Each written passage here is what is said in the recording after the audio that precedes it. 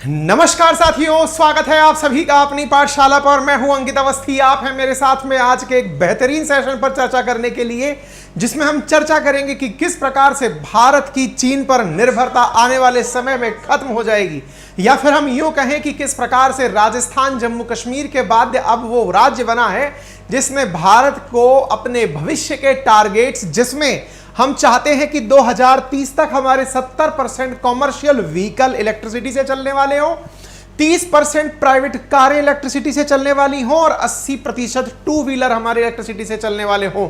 यदि हमारा यह लक्ष्य है तो इस लक्ष्य की प्राप्ति के लिए आज की यह खबर बहुत मायने रखती है। मायने इसलिए रखती है मेरे प्यारे साथियों, क्योंकि मैंने आपको कुछ समय पूर्व एक सेशन करके बताया था कि जम्मू कश्मीर में हाल ही में व्हाइट गोल्ड मिला है। व्हाइट गोल्ड मिला है से मतलब है कि जम्मू कश्मीर में हाल ही के अंदर लिथियम के भंडार मिले थे और वर्तमान में लिथियम किसी सोने से कम नहीं है, इसलिए अंतरराष्ट्रीय मार्केट में इसे व्हाइट गोल्ड के नाम से ही पुकारा जाता है। साथियों, इस खबर को किए मुश्किल से अभी 2 महीने ही हुए होंगे कि रिसेंटली फिर से एक सुर्खी चढ़ने लगती है, और वो ये है कि जम्मू कश्मीर से भी ज्यादा लिथियम के भंडार राजस्थान में मिले हैं, नागौर जिले में मिले हैं, देगाना के अंदर मिले हैं। आज के सेशन में इस सारी चर्चा को किया जाएगा, बताया जाएगा कि कौन से सर्वे में इस बात की पुष्टि हुई है, सर्वे के साथ साथ क्या होते हैं G4, G3, G2, G1 सर्वे, फिलहाल राजस्थान से रिलेटेड क्या सर्वे है, क्या जम्मू कश्मीर के अंदर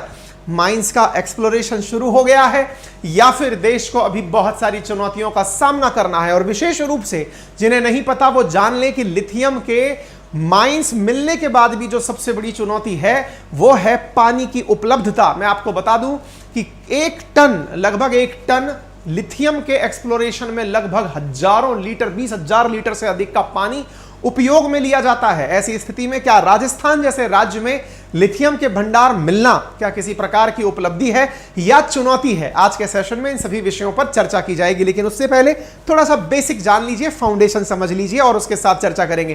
कुछ विद्यार्थी कमेंट बॉक्स में लगातार आरएनए लिख रहे हैं। साथियों, मैं लेट नाइट आकर पहुंचा हूं, आरएनए कल से आपका यथावत हो जाएगा, लेकिन आते ही मैंने सोचा कि इतने दिनों से आपके साथ में समक्ष प्रस्तुत नहीं हुआ हूं, तो समक्ष प्रस्तुत होकर आज के सेशन की शुरुआत कर दी है। आज हमारी पेड क्लासेस भी होंगी, अपने समय पर होंगी। शाम को अंकित इंस्पायर इंडिया का जो सेशन होता है वो भी अपने समय पर होगा।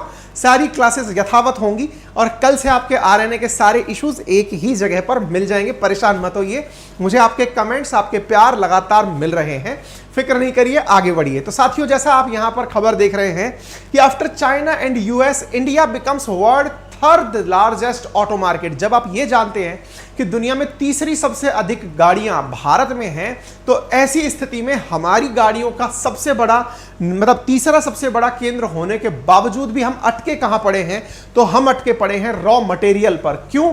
क्योंकि यदि हमें टारगेट अचीव करना है 2030 तक, तो हमारे पास में लिथियम आयन जैसे रॉ मटेरियल होने चाहिए।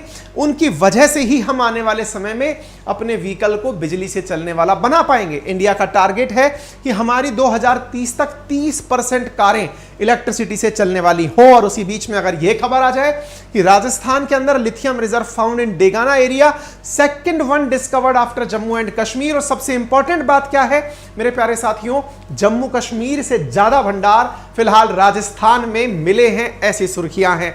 आप खबर देख सकते हैं, what Rajasthan lithium reserve means for India.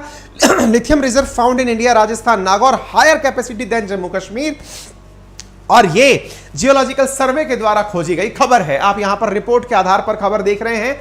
Lithium reserve traced इन राजस्थान, इसकी वजह से हमारी चीन पर निर्भरता कम होगी, ऐसी उम्मीदें की जा रही हैं। आपको मैं बता दूं साथियों, फरवरी के महीने में केंद्र सरकार की ओर से यह जानकारी दी गई कि देश में पहली बार जम्मू कश्मीर में 59 लाख टन लिथियम के भंडार मिले थे। इसके 2 महीने बाद फिलहाल राजस्थान से जब यह खबर निकल कर आती है, तो यह अपने आप में बहुत बड़ा भंडार है और जम्मू कश्मीर से बड़ा भंडार है। और यदि सब कुछ रहा तो भारत आने वाले समय में चीन को ना केवल पीछे छोड़ देगा, बल्कि चीन से जो मंगाने पर हमारी डिपेंडेंसी है उसे भी कम कर देगा।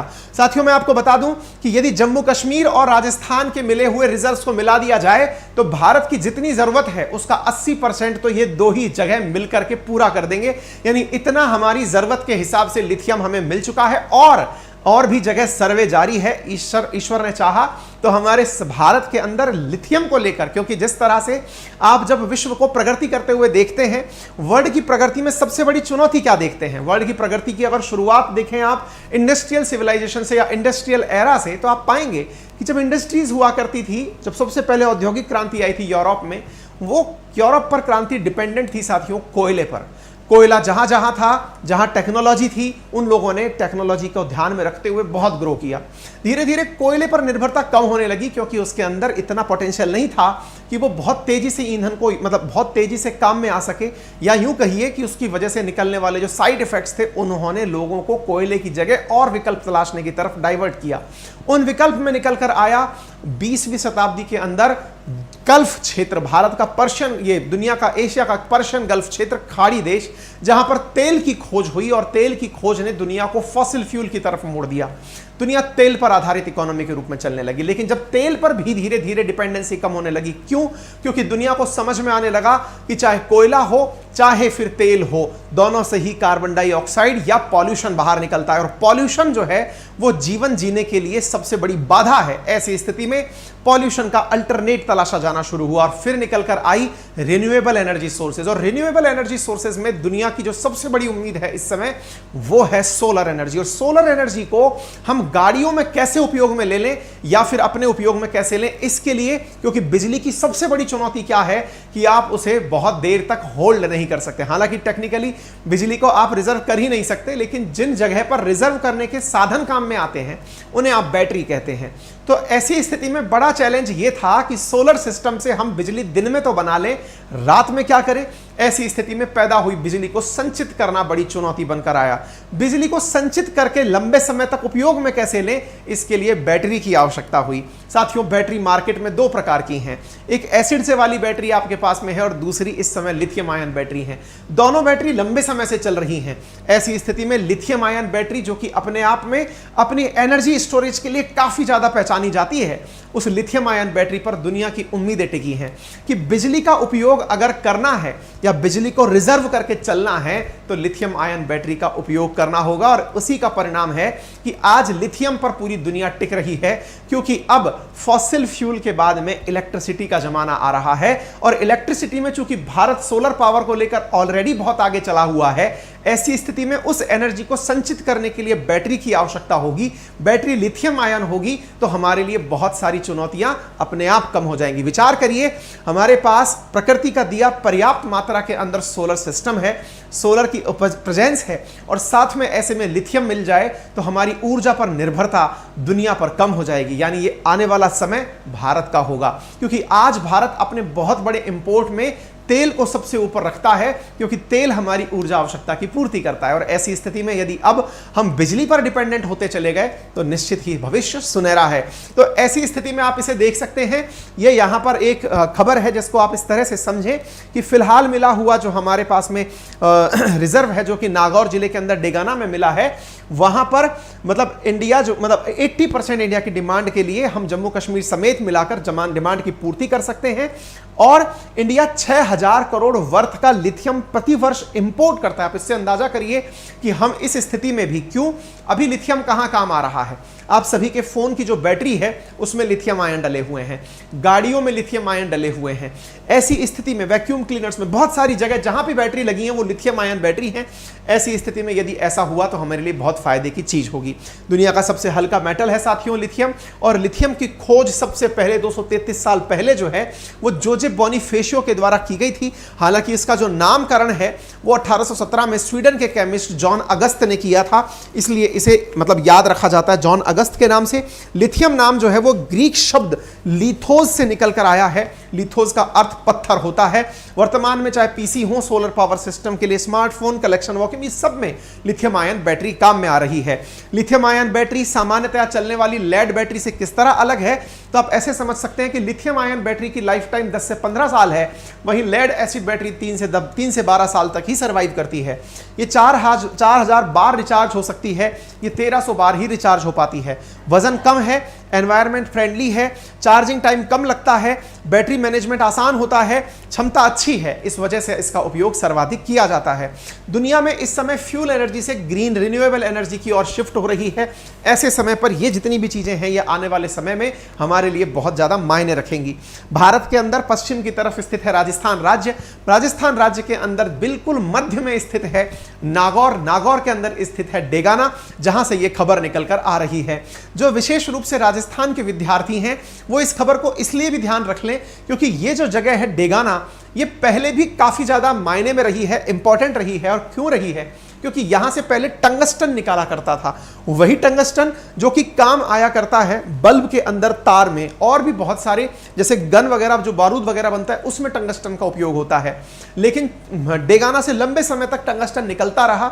भारत में टंगस्टन का बहुत बड़ा सोर्स बनकर आया डेगाना, लेकिन बाद में चीन ने बहुत सस्ते में जब निर्यात शुरू किया टंगस्टन का, तो ऑटोमेटिकली इंडिया के अंदर राजस्थान का यह डेगाना इंपॉर्टेंस अपनी धीरे धीरे कम करता ले गया, क्योंकि इंपोर्ट सस्ते पड़ने लगे और हमारा खुद का प्रोडक्शन महंगा पड़ने लगा। ऐसी स्थिति में आज यह डेगाना फिर से सुर्खियों में है क्योंकि यहां पर लिथियम के रिजर्व मिले हैं। यह अपने आप में एक बहुत बड़ी खबर बनकर आती है।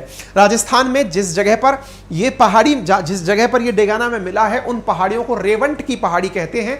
विशेष रूप से राजस्थान परीक्षा की तैयारी करने वाले विद्यार्थी इसे अच्छे से याद रखें, ठीक है।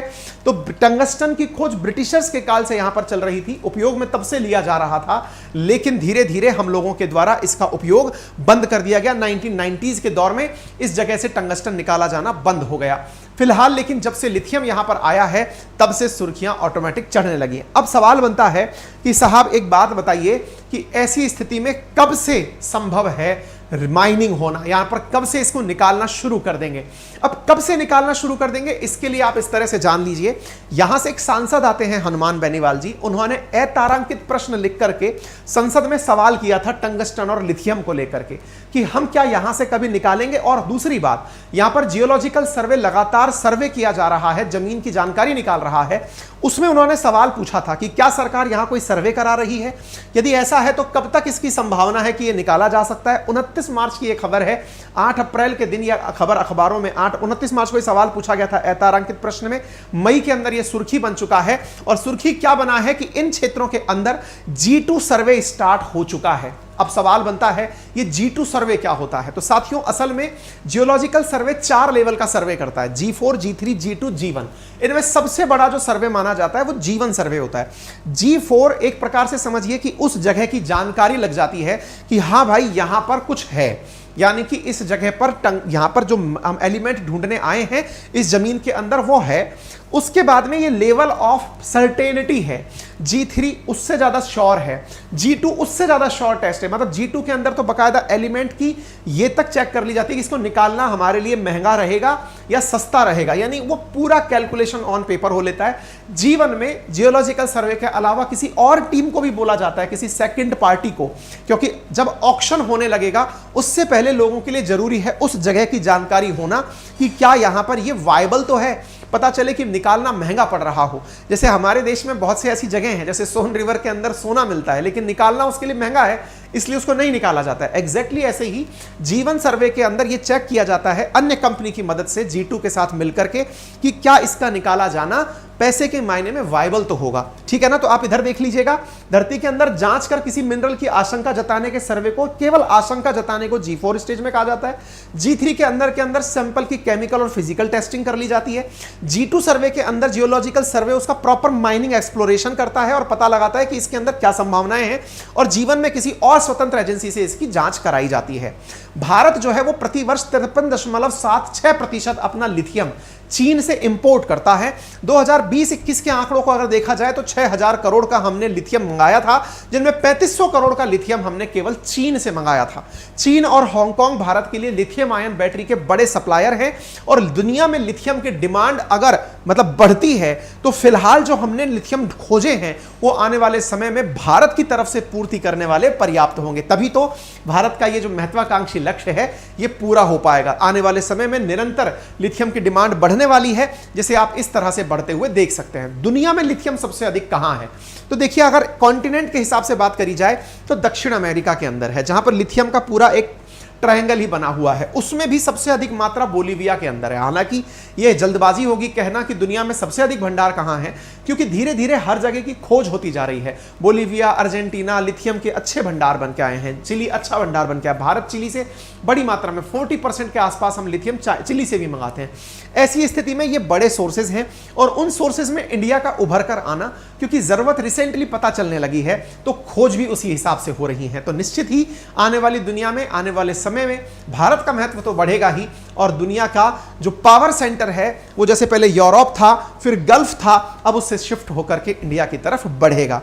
अब सवाल बनता है जम्मू कश्मीर का अपडेट क्या है। तो मेरे प्यारे साथियों, जम्मू कश्मीर का अपडेट यह है, माइंस मिनिस्टर ने इसी मई के प्रथम दिवसों में कहा था कि जल्दी ही लिथियम रिजर्व जो जम्मू कश्मीर में मिले हैं उनके ऑक्शन शुरू कर दिए जाएंगे। ऑक्शन मतलब कोई भी कंपनी अगर आकर उन्हें निकालना चाहती है तो उसकी बोली लगाना शुरू कर दिया जाएगा कि आइए और माइंस का उपयोग करिए। इसी बीच में भारत के उद्योगपति आनंद महिंद्रा जी ने एक बहुत ही यथार्थ प्रश्न उठाया। उन्होंने कहा कि भारत में लिथियम के भंडार मिलना अच्छी खबर है, लेकिन इस अच्छी खबर में चुनौती जो है उसे भी जल्दी से निपटा दिया जाना चाहिए। चुनौती क्या है? रिफाइनरी की। क्योंकि मेरे प्यारे साथियों, भारत में रिफाइनरी का अभाव है। जितनी मात्रा के अंदर चीन में रिफाइनरी है उतनी मात्रा में भारत में रिफाइनरी नहीं है। क्या भारत में कोई भी रिफाइनरी नहीं है? ऐसा नहीं है। भारत के अंदर गुजरात गवर्नमेंट के द्वारा हाल ही में भारत की पहली लिथियम रिफाइनरी अनाउंस की गई है 31 मार्च 2023 को, जिसके अंदर लागत 1000 करोड़ से ऊपर की आएगी। जब भारत में ही रिजर्व मिलने लगेंगे तो भारत को रिफाइनरी की जरूरत भी फील होगी। तो ऐसी स्थिति में भारत को अगर तेजी से आगे बढ़ना है तो उसको रिफाइन करने के लिए रिफाइनरी की जरूरत पड़ेगी। क्या रिफाइनरी राजस्थान में जैसे हाल ही के अंदर पचपर्दा के अंदर लगाई गई है, राजस्थान के पश्चिम राजस्थान में लगाई गई है तेल के लिए, क्या वैसी ही रिफाइनरी नागौर में लग पाएगी? संभव है कि इसमें बहुत सारी चुनौतियां आए। ऐसा क्यों? क्योंकि असल मायने में जब रिफाइनरी से लिथियम निकाला जाता है तो उसमें बड़ा चैलेंज आता है। और वो चैलेंज क्या है? 1 टन लिथियम निकालने के लिए 20 लाख लीटर पानी का उपयोग होता है। आप इससे अंदाजा लगा लीजिए कि लिथियम का भंडार भले ही मिल जाए, लेकिन उसे रिफाइन करने में जो चैलेंज आते हैं वो चैलेंज राजस्थान पूरा नहीं कर सकता। सिमिलरली जम्मू कश्मीर भी पूरा शायद ही कर पाए, क्योंकि पहाड़ी इलाकों में इतना पानी संभव नहीं है। सिमिलरली राजस्थान के जिस जगह पर यह मिला है वो डेजर्ट प्रभावित क्षेत्र है, वहां इतना पानी यानी 1 टन लिथियम के लिए 20 लाख लीटर पानी मिलना अगेन एक चुनौती होगा। इसलिए संभव है कि लिथियम निकाला इन क्षेत्रों से जाए और कोस्टल एरियाज में रिफाइनरी को लगाया जाए। ऐसी स्थिति में यह अपने आप में एक बड़ी चुनौती है। आप इससे अंदाजा लगाइए कि एक इलेक्ट्रिक कार में जो 20 किलो लिथियम यूज में आता है उसके लिए 40,000 लीटर पानी कंज्यूम होता है। लिथियम के रिफाइन करने में इतना पानी कंज्यूम होता है। यह बड़ा चैलेंज है साथियों। आने वाले समय में पानी का बड़ा संकट इसकी वजह से उत्पन्न हो सकता है। और दूसरी इंपॉर्टेंट बात, क्योंकि रिफाइनरी केवल अपने आप से नहीं चलती है, उसको चलाने के लिए भी फ्यूल की जरूरत पड़ती है। और फ्यूल फिलहाल उसमें भी कार्बन फ्यूल यूज होता है। फॉसिल फ्यूल, कोयला, डीजल, पेट्रोल ये यूज होता है।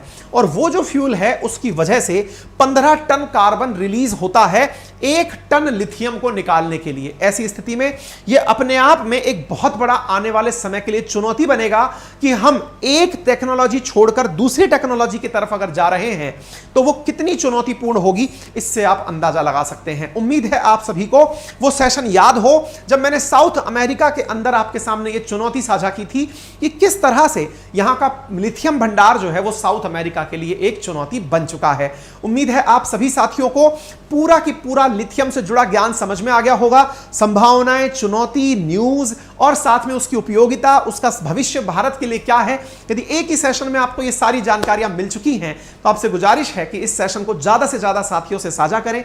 चैनल पर नए हैं तो सब्सक्राइब कर लें। मेरे प्यारे साथियों, कल आपका आरएनए शुरू हो जाएगा अपने रेगुलर टाइमिंग के ऊपर, क्योंकि मैं कहीं बाहर गया हुआ था, अभी रिसेंटली पहुंचा हूं और ऐसी स्थिति में आते ही आपका सेशन कवर किया है। जल्दी ही आपके सेशंस रेगुलर हो जाएंगे। उम्मीद है कि आप उन्हें ज्यादा से ज्यादा उपयोग में लेंगे। मेरे प्यारे साथियों, एक इंपॉर्टेंट अनाउंसमेंट हमने किया है और वो ये है कि आप सभी का मोस्ट अवेटेड अपनी पाठशाला पर बैच सारथी लॉन्च हो चुका है। लॉन्च से मतलब है एडमिशंस शुरू हो चुके हैं।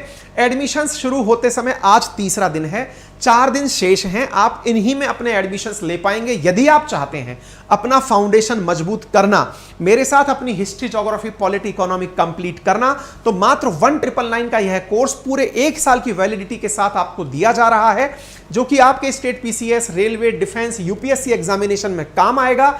बेहतरीन तरीके से बेहतरीन कंटेंट आपको यहां पर मात्र 1999 में पूरे 1 साल के लिए लाइव और रिकॉर्डेड क्लासेस के साथ, क्योंकि जो क्लास लाइव आप नहीं अटेंड कर पाए उन्हें आप रिकॉर्डेड फॉर्मेट में देख सकेंगे, उनका उपयोग कर सकते हैं। कमेंट बॉक्स में हमने अपनी पाठशाला का एप्लीकेशन डाल दिया है। क्लासेस कैसे होंगी इसके लिए आप अपनी पाठशाला का एप्लीकेशन डाउनलोड कर लीजिए, उस पर फ्री में डेमो उपलब्ध है, आप वहां जाकर उसे देख सकते हैं। गूगल प्ले स्टोर पर और एप्पल स्टोर दोनों पर ही हमारा एप्लीकेशन अपनी पाठशाला उपलब्ध है, जहां पर फ्री में भी बहुत सारे फीचर्स हैं, जैसे फ्री टेस्टिंग जो कि हर वीकेंड पर होती है, जैसे आपके लिए इन्फोग्राफिक्स, साथ में आपके लिए एनसीईआरटी की बुक्स। इतना ही नहीं, आपके लिए रोजाना करंट अफेयर्स की पीडीएफ वहां पर उपलब्ध कराई जा रही हैं, ठीक है ना। तो अभी जाइए और जल्दी से अपने लिए सेशन को बुक करिए, क्योंकि इसके बाद में फिर हम आपका एडमिशन यहां नहीं लेंगे। जैसे हमने आपसे शुरुआत में कहा था, शुरुआती 7 दिनों तक हमने बुक्स की सेल रखी थी, वो बंद कर दी। अब 7 दिन ही केवल आपके साथ में हम अपना कोर्स शेयर करेंगे, रोजाना आपके साथ कोर्स शेयरिंग नहीं होगी। फिलहाल के लिए इतना ही, अपना ख्याल रखें। बहुत बहुत धन्यवाद।